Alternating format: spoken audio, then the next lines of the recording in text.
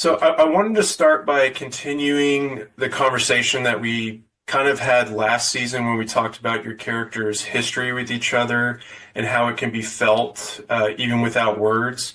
This season, that history feels like a weapon in their power struggle, almost like divorced parents wielding intimate knowledge to hurt each other.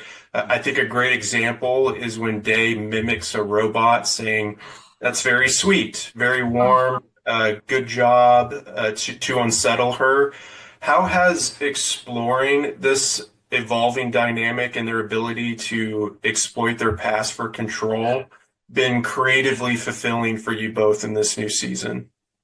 Well, I mean, the fun thing about these characters is that they start fresh every season, but then they don't start fresh every season because they are building on each other, like you said. Like we're not beginning fresh. This is a relationship, even though it's a series of Cleons. This is a 300-year-old marriage.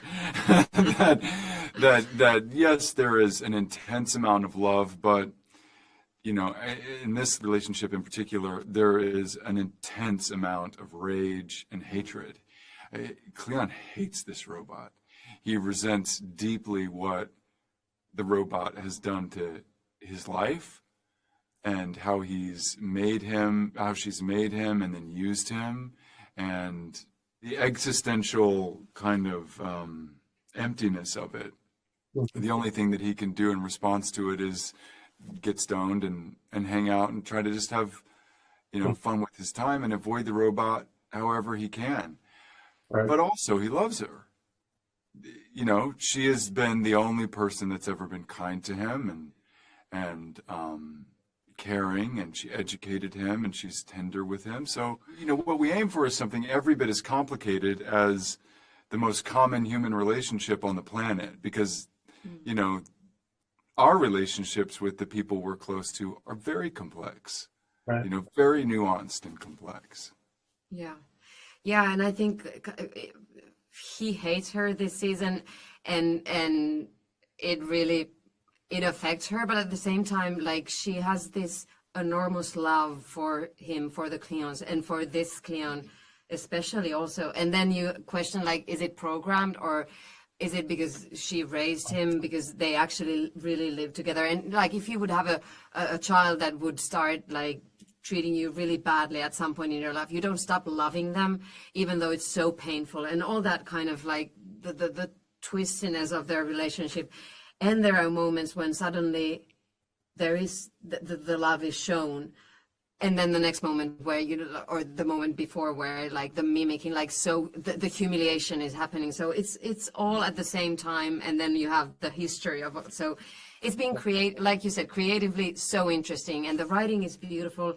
I get surprised so often on set when we're doing those scenes, even we've read them, we've talked about them, but then actually like doing it, and the way he humiliated me this season so many times, mimicking me, like stabbing me under the belt. It's like I got surprised millions of times. Can I rewind a little bit to last season when you called me a sperm? I mean, I don't know which is colder, but that was a pretty dark moment when you. Okay, well, yeah, wasn't my kindest moment, but yeah. Yeah. Because these characters are so complex, as you both stated, and the show is so thematically rich, how often, like maybe in between seasons, because I imagine just because of all those elements that I just listed, your minds are just running with different possibilities for your characters. So I'm just curious, how often do your own wishes and desires with your character align with what transpires in the next season? One of the fun things about being an actor is that what we do is interpretive. We don't create it, we interpret it. So, from the beginning, I felt like David was it was just this conversation of this is what I see in you, this is what I'm writing. And Yeah.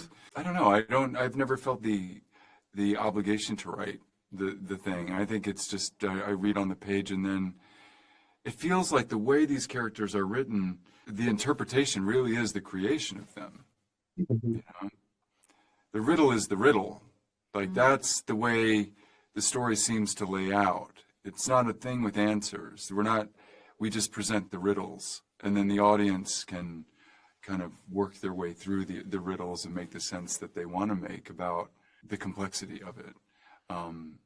It's not A, B, C, D, you know, it's kind of just like over here and over here and over here. And then it's all, and as you'll see this season, it's all working towards, you know, a big mess. And I do feel privileged of how many times I've been surprised by the scripts, also kind of not really seeing what's going to come and go like, oh, we're taking it that way. And that's the best thing when you get surprised, because you don't, yeah, it's not nice to be ahead already all the time. So this kind of like excitement of not knowing where we're actually going, and then going back and looking like, oh, that all the hints were there and now we're here. It's just so, yeah, creatively fulfilling. So Yeah. I love. Yeah. And I'll cut you loose on asking about the weight of observation with both your characters. I feel like Demerzel confesses to being built to watch and remember, which was a very emotionally impactful line, while Day kind of masterfully reads the emotion and motives of those around him to stay in control. Just curious of what you both think about each of your characters' observational traits and how it defines their interactions and how it influences their power. Well, I think, well, for my character, because of that gift or curse that she can't forget anything, she will remember everything that has ever happened. Obviously gives her power because she knows she's seen everything, how she understands how human work, but at the same time, it makes her so lonely and kind of, it's such a heavy burden to carry, and kind of, it's, sorry, I lost my thought. What were we talking about? We were talking about, observing. Yeah. Yeah. Yeah, you go in between because I lost my thought. I'm gonna get it back. I'll try. Well, one of the things that I thought, even from season one, that there are much smarter characters on this show than Day, that Cleon will ever be. Harry, Gale, Demerzel. There's much more intellectually sophisticated people, but he's clever, and he knows when he's on the scent. You know, he's got a hunch. There's an instinct about him, and I think about it during the spiral. When he's collected different things in that first season, he's collected different things, and he's like, that's the move.